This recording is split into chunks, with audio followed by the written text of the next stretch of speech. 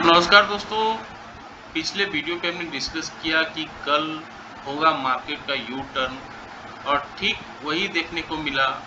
Market में U turn हुआ, market गिरा और अच्छा गिरा। अब ये गिरने का क्या सिलसिला रुक जाएगा अब, क्योंकि 25,517 पे आके मार्केट रुका है, एक साइकोलॉजिकल लेवल पे आके रुका है। इसका मतलब क्या हुआ? तो आइए समझते हैं। देखिए किस तरह से मार्केट यू टर्न लिया है। 25,650 के ऊपर खुला मार्केट, लेकिन वो टिक नहीं पाया, वहाँ से धड़ाम हो गया 25,576 आ गया, फिर 550 और फिर ये गिरा, सिलसिला गिरता गया। एक समय तो ये 480 के आसपास आ गया, लेकिन फिर वहाँ से रिकवरी हुई और 25,515 में आके क्लोजिंग दिया है। तो क्या मानना चाहिए, मार्केट में अब गिरावट आ जाएगी या मार्केट केवल ये चौंकाने के लिए कर रहा है? अब देखिए ये जो गिरावट हुई है यहाँ पे, ये गिरावट ऑलवेज कहा जाता है कि जब मार्केट रैली कर रही थी, वन वे देखिए रैली हुआ है, और जब फर्स्ट गिरावट आएगी तो ऑलवेज बाय हो जाती है, ऑलवेज बाय हो जाती है, क्योंकि जो पहला गिरावट होती है लोग फिर से जो बायर है एक्टिव हो जाते हैं, जिसको मौका नहीं मिला था वो एक फिर से बाइंग करना चालू करें। तो यहाँ पे आपको करना क्या है और क्या रणनीति अपनानी चाहिए, तो ये है 1 आवर का चार्ट और इसको समझते हैं क्या करना चाहिए। अब लाइफ टाइम हाई से 600 पॉइंट दूर थे हम, लेकिन लग रहा है वहाँ पे होल्ड आ गया है। अब होल्ड आ गया है तो क्या करना है, 25,517 पे ये खड़ा है। अब यहाँ पे आप देखेंगे 25,517 एक इम्पोर्टेंट लेवल है, 78% का फिबोनाची रिट्रेसमेंट का लेवल है। ऊपर का ये जो जोन है 1% का जोन है।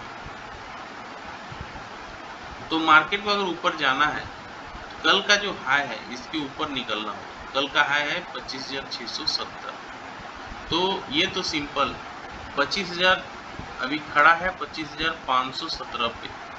अगर इसको ऊपर जाना है पॉजिटिव कैंडल बनाना होगा, और ये जो कैंडल है 25,000, ये जहाँ से ये मूव किया है 25,660, 25,660 राउंड फिगर लेते हैं, 25,660 के ऊपर इसे निकलना होगा। जब तक ये 25,660 के ऊपर नहीं निकलता है बड़ी रैली पॉसिबल नहीं है। लेकिन अगर गिरावट आएगी और तगड़ी गिरावट आएगी तो कल का जो लो है ये लो नहीं टूटना चाहिए, 25,487। अगर नेगेटिव कैंडल बनता है, नेगेटिव कैंडल का लो टूटता है और नीचे ये जो लेवल है 25,487, अगर ये टूट जाता है तो बड़ी गिरावट आ सकती है। तो सिंपल है, 25,660 अगर निकलता है तो बड़ी रैली, 25,487 टूटता है तो बड़ी गिरावट।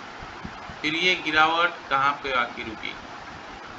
ये गिरावट फिर नीचे जहाँ पर ये बाउंस बैक लिया था, ये गिरावट यहाँ तक आ सकती है 25,400 तक। तो पहला सपोर्ट रहेगा 25,400। अगर बाउंस बैक आ गया ये तो गिरावट की बात होगी। अगर ये रैली आ गई 25,660 और 25,660 के ऊपर अगर निकल जाता है मार्केट, तो फिर एक रैली हो सकती है अपर साइड में। फिर साइकोलॉजिकल लेवल रहेगा 25,700, 25,800 का लेवल देखने को मिल सकता है। तो ये सारे पॉइंट्स है जो हमें याद रखना है। 25,487 अगर गिरता है तो इसके गिरने के बाद गिरावट बढ़ सकती है 25,400 की ओर। अगर तेजी आती है तो 25,660 अपर साइड में जो कल का हाई था, अगर उसको पार करता है तो 25,700, 25,800, इतनी चीजें हमें याद रखनी है।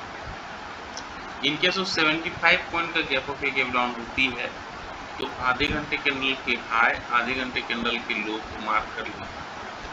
फिर जिस दिशा में मार्केट मूव करेगा उस दिशा पे ट्रेड लेंगे, अच्छा रिसीवार्ड बैठ सकता है। अब आते हैं निफ्टी बैंक पे। निफ्टी बैंक क्या करना चाह रहा है?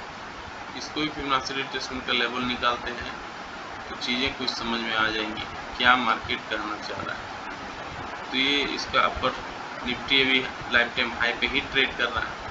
हाई से लो की ओर हमने फिबोनाची रिट्रेसमेंट का लेवल निकाला है। तो कल देखिए इसका हाई था 57,600, क्लोजिंग दिया है 57,315 में, तो 57,312 पे क्लोजिंग दिया। इसके ऊपर अगर ये पॉजिटिव कैंडल बनाता है एटलीस्ट वो हाफ एन आवर के चार्ट में ही और उसके हाई को निकालता है तो ये अपर साइड जो कल का हाई था 57,612 की ओर बढ़ेगा। 57,612 अगर पार करता है तो बड़ी रैली पॉसिबल है। फिर 57,800 58,000 का लेवल देखने को मिल सकता है। लेकिन अगर नेगेटिव कैंडल बनता है, नेगेटिव कैंडल का लो टूटता है, कल का जो लो है ये लो को तोड़ देता है 57,200। अगर 57,200 तक ये जाएगा और उसको तोड़ देता है तो गिरावट बढ़ सकती है। फिर नीचे आपको 57,000 का लेवल देखने को मिल सकता है। ये चीज़ें हैं जो हमें याद रखना। अगर 57,000 का लेवल भी तोड़ता है तो गिरावट और बढ़ सकती है। फिर 56,700 देखने को मिल सकता है। इनके से 150 पॉइंट का गैप ऑफ गैप डाउन होती है तो आधे घंटे कैंडल के हाई, आधे घंटे कैंडल के लो को मार्क कर लेंगे। फिर जिस दिशा में मार्केट मूव करेगा उस दिशा पे ट्रेड लेंगे, अच्छा रिस्क रिवार्ड बैठ सकता है। अब आते हैं सेंसेक्स पे। सेंसेक्स पे क्या रणनीति अपनानी चाहिए, क्या मार्केट सेटअप कर रहा है।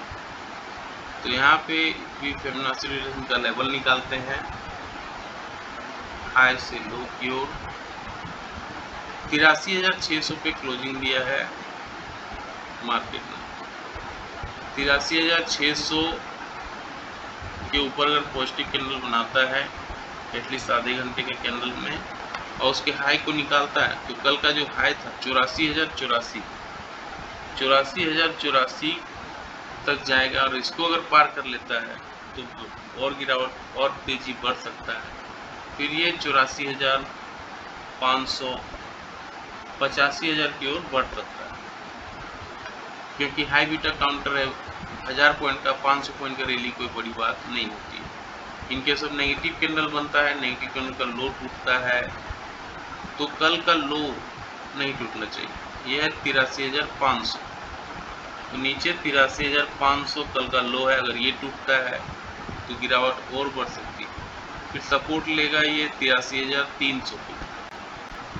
83,300 भी अगर तोड़ता है तो 83,000 इसका नेक्स्ट सपोर्ट रहेगा। इन केस ऑफ सेंसेक्स में 400 पॉइंट का अगर गैप ऑफ गैप डाउन हो जाती है ऑलमोस्ट, तो आधे घंटे कैंडल के हाई, आधे घंटे कैंडल के लो को मार्क कर लेंगे। फिर जिस दिशा में मार्केट मूव करेगा उस दिशा पे ट्रेड लेंगे, अच्छा रिस्क रिवार्ड बैठ सकता है। तो सारे बिंदुओं पे हमने डिस्कस किया। कुल मिला के निफ्टी का पीसीआर देखिए 0.64 पे आ गया, एक दिन की गिरावट में ही अच्छा गिर गया है। इंडिया विक्स पुल है 12.79 पे, ये सिनेरियो क्लियर दिख रहा है अच्छा। और FIDI की आंकड़े को देखेंगे तो FI कल माल शॉर्ट किया है 780 करोड़, DI ने खरीदा है 3,383 करोड़, तो यहाँ तक तो ठीक दिख रहा है। लेकिन FI फिर से माल शॉर्ट कर दिए, ये भी दिखा रहा है मार्केट का कमजोरी। तो सारे बिंदुओं पे हमने डिस्कस किया। कैसा लगा जानकारी, लाइक से सब्सक्राइब कमेंट करके जरूर बताएं। मिलते हैं फिर किसी और एक वीडियो पे, तब तक के लिए जय हिंद, वंदे मातरम।